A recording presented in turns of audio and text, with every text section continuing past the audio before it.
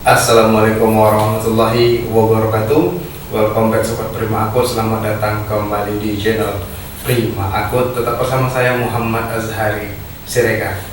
Dan tak lupa saya selalu ucapkan ribuan terima kasih kepada Sobat Prima Akut semua yang telah mensupport channel ini hingga akhirnya saya kembali dapat menerbitkan konten-konten terbaru di channel Prima Akut. Oke, baiklah Sobat Prima Akut semua, setelah pada konten sebelumnya kita telah membahas tentang prinsip daripada sebuah tapping pada transformator daya. Oke, kali ini kita akan melengkapi tentang konten OLTC berdasarkan request dari salah seorang Sobat Prima Akut.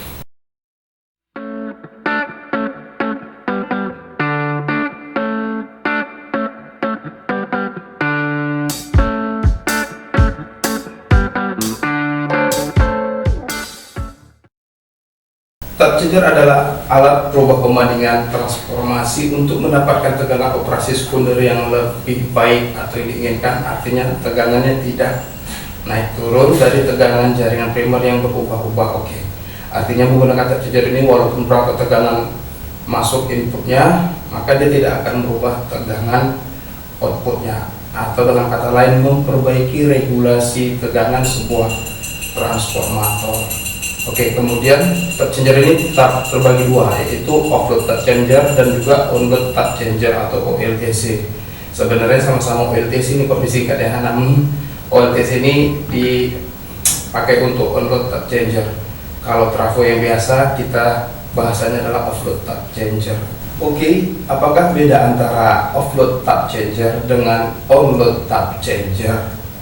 Di mana bedanya? Baiklah, kita akan kupas lebih dalam. Oke, offload tap changer artinya adalah trafo daya yang tappingnya hanya bisa diganti pada saat tidak berbeban atau dalam kondisi off. Kenapa seperti itu? Karena trafo ini tidak memiliki pendingin ataupun pemadam busur api pada saat melakukan pembinaan tapping dalam kondisi berbeban. Oke, lihat di gambar sebelah, itu adalah sebuah simulasi. Apabila terdapat dua konduktor yang beraliran arus, maka dengan jarak kecil sangat tipis dimulai untuk membuka ini akan timbul busur api. Oke, atau arcing ya. Dan offload tap changer ini tidak memiliki fasilitas untuk memadamkan itu. Artinya offload tap changer ini tidak bisa digunakan karena pada saat berbeban akan berbahaya pada lingkungan lah, ataupun manusia ataupun yang berada di sekitarnya. Makanya selalu digunakan ataupun diubah tappingnya pada saat kondisi sedang off. Karena itu offload tap changer ini kurang efektif untuk sebuah sistem ataupun beban yang memiliki tingkat kontinuitas yang sangat tinggi. Itu tidak efisien. Oke, seiring dengan kemajuan teknologi dan juga berdasarkan pemikiran engineer di zaman dulu ya, sebelum OLTC ini ditemukan, maka ditemukanlah cara untuk mengeliminasi masalah tersebut. Oke, kelemahannya adalah memunculkan RTPS pada saat dirubah tapping kondisi berbeban. Maka OLTC ini dirancang memiliki pendingin dan pemadam busur api pada saat merubah tapping dalam kondisi berbeban. Artinya ini sudah lebih baik, sebuah teknologi yang lebih maju daripada offload tap changer. Namun costnya sudah pasti lebih mahal, dan juga banyak aksesoris lain yang diperlukan ya untuk mendukung kerjanya si OLTC tersebut. Oke, untuk operasi pembinaan suatu tap pada transformator itu dapat berangsur menjadi dua langkah yang berurutan dengan menggunakan konsep bekerja peralatan dinamakan selector switch dan diverter switch. Oke, dan juga ini bisa dikerjakan auto dan juga manual. Terlihat pada gambar ini MR ya. Ini saya foto di sistem kelistrikan di tempat saya bekerja. Terlihat di situ ada raise, lower, itu yang tengah itu adalah menaikkan tapping, menurunkan tapping, itu ada auto, ada manual. Oke, kemudian ini kalau jika ini kita naikkan tappingnya, tinggal ke kiri, posisi auto manual diganti seperti manual. Kemudian kalau ingin menaikkan, arahkan selektornya menjadi raise. Kalau ingin menurunkan ke lower, ini adalah prinsipnya mengganti tapping dengan manual. Dengan auto nanti akan saya jelaskan lebih lanjut, menggunakan selector switch dan juga diverter switch. Dan ini adalah bagan ataupun diagram ya kerja auto sebuah OLTC. Oke, kalau kita bekerja saya menggunakan Micrologic MR ya sebagai controllernya. Oke, namun kalau controller itu pasti ada yang namanya signal yang memberitahu bahwa oh tegangannya ini turun. Oke, tolong dinaikkan. Nah, itu kalau biasa ada Micrologic seperti manusia gitu ya. Nah, siapakah pemberitahu si Micrologic bahwasannya trafo itu sedang mengalami penurunan tegangan dan tappingnya harus dinaikkan gitu ya atau diturunkan? Itu berasal dari sebuah trafo VT yang dipasang di sisi outputnya si trafo daya. Kalau kita pakai VT 3,3 per 110 volt karena output dari trafo ini adalah 3,3 kV, dan kemudian itu disesuaikan 110 itu menjadi beberapa step. Oke, itu nanti akan dikontrol dan diprogram oleh sang programmer ke Micrologic MR. Oke, untuk menghubungkan antara VT dengan Micrologic ini menggunakan yang namanya kabel kontrol.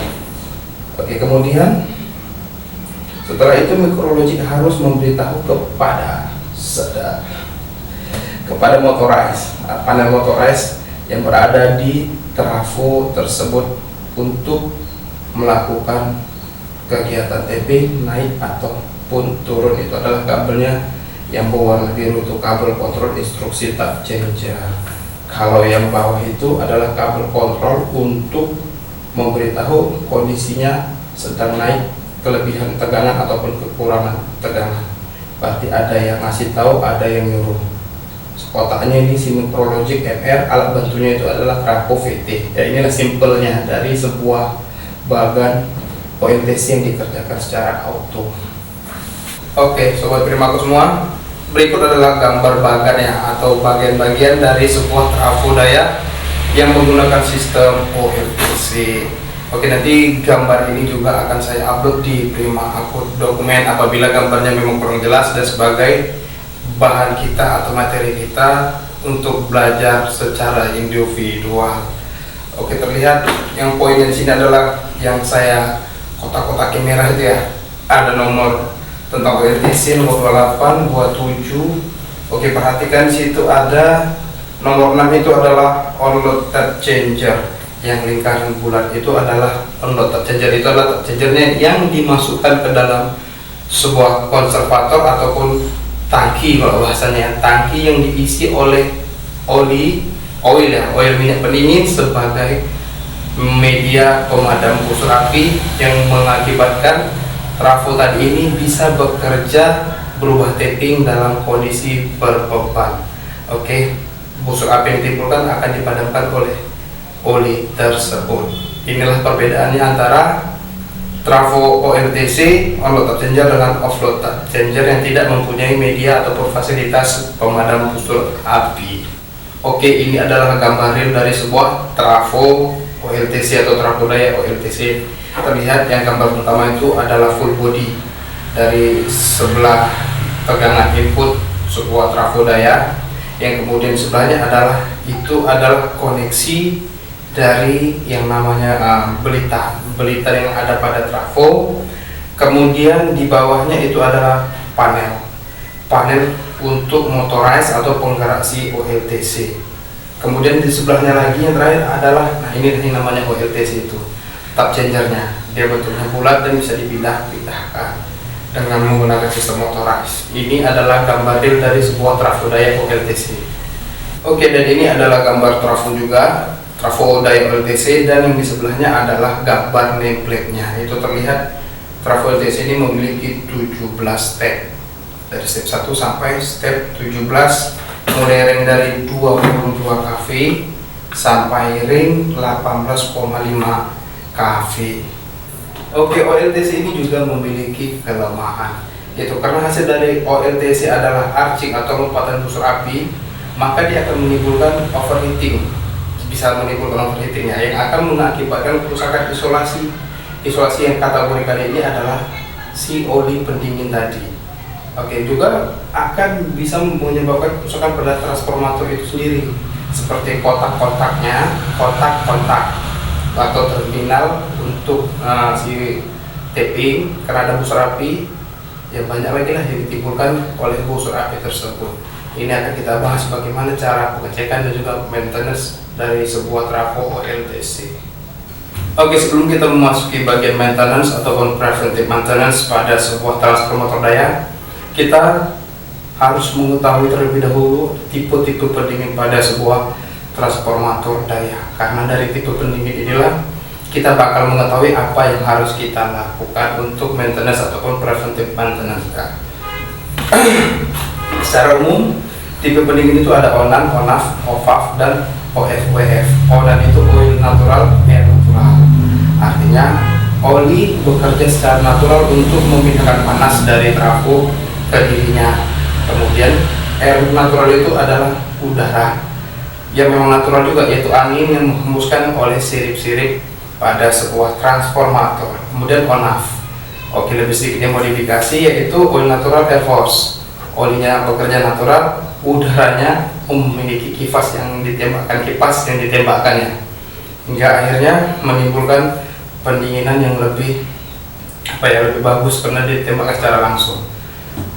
Kemudian ada OVAF, oil force air force. Nah, ini juga seperti itu. Oli di dalam sebuah trafo itu disirkulasi menggunakan pompa.